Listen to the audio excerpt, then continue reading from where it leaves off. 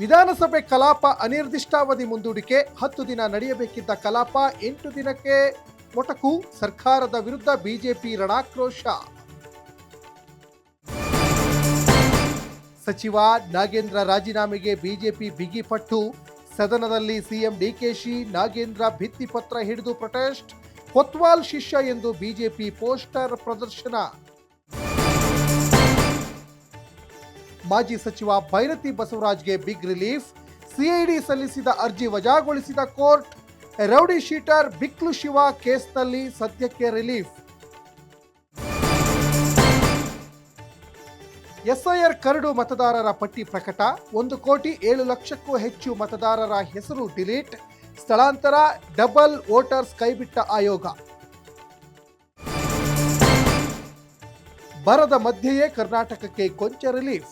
ತಮಿಳುನಾಡಿಗೆ 12,000 ಬದಲು 9,000 ಕ್ಯೂಸೆಕ್ ಹರಿಸಲು ಸೂಚನೆ. ಕಾವೇರಿ ನಿಯಂತ್ರಣ ಪ್ರಾಧಿಕಾರ ಆದೇಶ.